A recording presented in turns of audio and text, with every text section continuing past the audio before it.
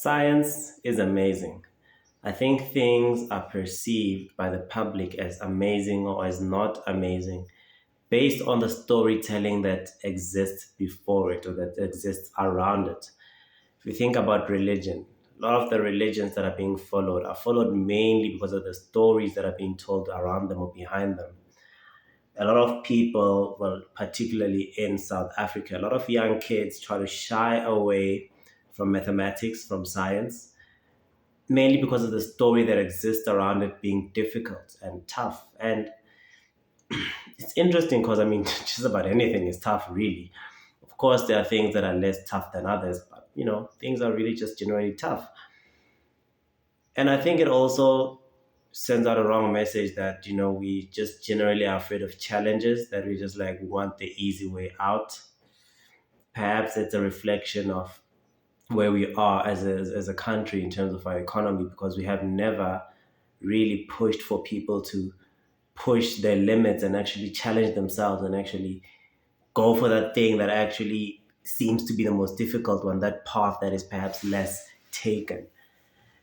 And as boring and difficult and crazy as science is, actually, we owe everything around us, everything that we enjoy today, all luxuries, all conveniences that we enjoy today come from scientific experiences. Of course, a lot of the scientific breakthroughs that we've had in our lives were not necessarily intended that way. But then, you're out there looking for a rock, a nice shiny rock, and you find, 10,000 rands.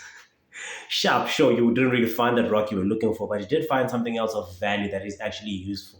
Very bad example, but that is in fact how a lot of the technological pieces that we use today have been found. For example, think about the microwave oven. That was there was some research that was being done in the military to use microwaves for military purposes. But then someone realized, hey, you know what? We can actually use this to warm food up. And they're like, oh yeah, there you go. Suddenly, there's something that is so convenient in just a couple of seconds or a couple of minutes. You can warm your food up. Almost every household has it. And that is not even what we were trying to invent. We were not even looking to invent something that does that. But it was just like, oh, actually, this could actually work for this. Maybe they didn't actually get to achieve what they were actually looking for. But like the thing that we actually then got to achieve, the thing that we then got to invent from that is actually something that is super amazing. If you think about a light bulb, what's his name? Thomas Edison? Yes, Thomas Edison. Before he actually got to crack that and figure it out properly, he tried a lot of things and they failed. But because of his tenacity and his resilience, he kept on going and he kept on trying. Regardless of the difficulties, regardless of the challenges, he kept on trying until he got to, the device that actually does what he was hoping for. And again, we owe a lot of what we enjoy today from science, from scientists and engineers and people who just push the limits to try to find answers to questions that perhaps weren't even asked.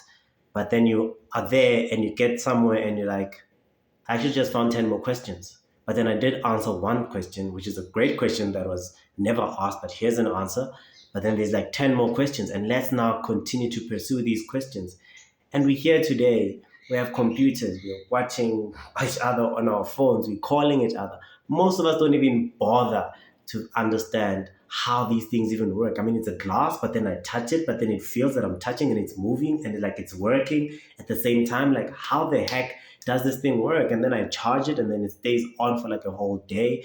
Like, what does this all mean?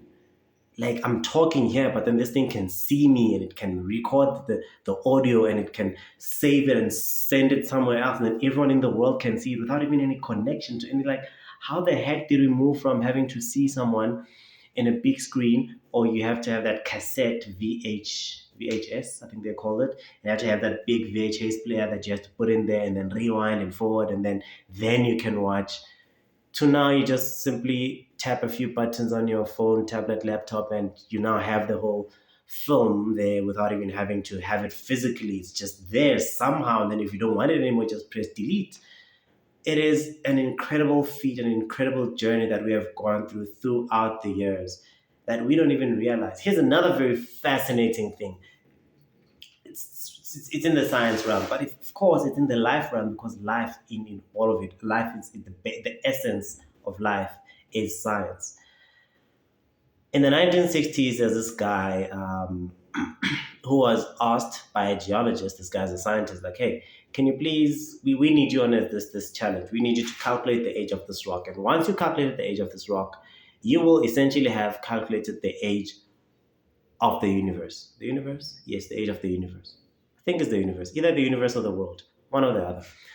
So guy went along to try and find that, and then his method was that he was going to calculate the traces of lead that remain in these rock samples that he had been given. Now, he got completely inconsistent results. So he'll be calculating today, for example, he gets a 20. He'll calculate the next sample, he gets 1,370. He calculates the next day, he gets a 77. He calculates the next day, he gets 1 million.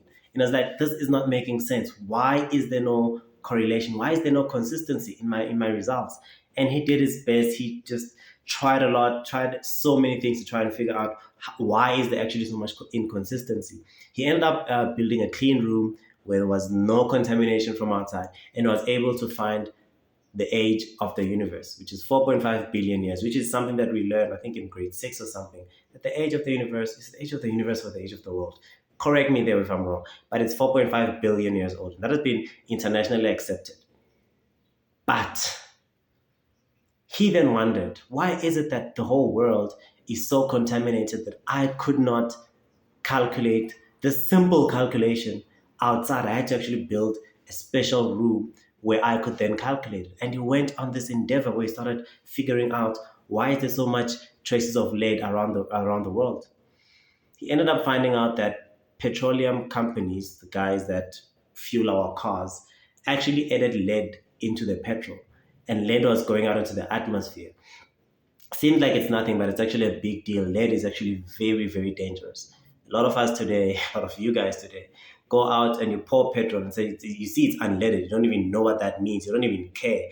Essentially what it is, it's like if you go to a fast food joint and they tell you, this is unpoisoned food. So, we're selling you unpoisoned food. Like, why would you write that? Why would it be poisoned? Why would it be that? And that is essentially what happened back then. They were putting lead in fuel, and lead is poison. It kills people. Kids don't grow properly. People go insane. They die. Our population would not be where it was were it not for this man who had a simple task of finding the age of the universe, but now came to save the world. And it sounds like it's a crazy thing, but it's actually real. We go everywhere and we pour unleaded petrol. He had to fight. These guys did not want to stop adding lead into petrol because they were claiming it doesn't do anything to people. The amount of lead that they're letting out into the atmosphere is nothing compared to the amount that already exists in the atmosphere naturally.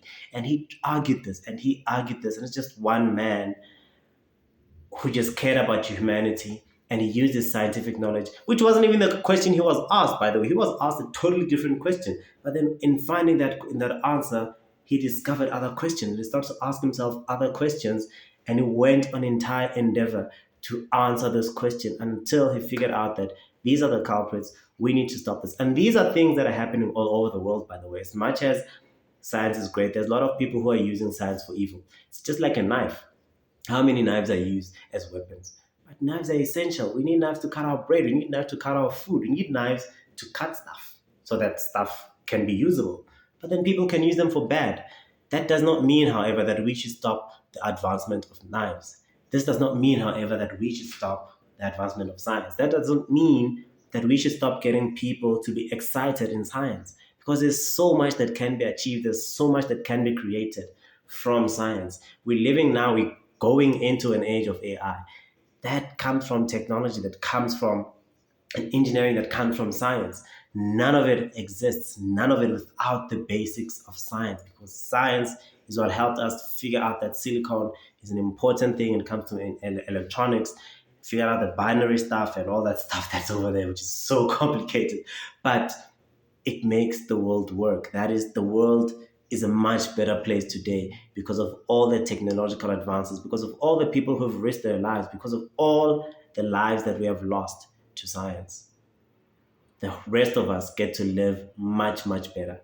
We can actually even have way more people living much, much better if we employ science. But the more we shy away from it, the more we restrict ourselves, the more we rob ourselves, the more we rob those less fortunate from being helped, the more we rob the people who are not fortunate enough to be able to study science, to be able to be involved in scientific advancements, to be able to involve in things that can help them survive. Had it not been for a guy who was asked to calculate the age of the world, who knows where the world would be now? Sure, probably someone else is going to figure it out and someone else is going to stop it. But he did. He fought that no, lead should not be there in our fuel. Essentially, poison should not be put into our food. Can we just have clean fuel if we are to have fuel at all? And science is amazing. We just need great storytellers who are going to tell the stories behind science. We just need ambassadors who are going to advocate for science, who are going to show us the beauty of it, who are going to show us the fun side of it, because it is fun, just as anything else is fun. If you think about a soccer match, soccer is amazing. We love it, but not everyone does. You'll find a hardcore cricket fan, they don't like soccer.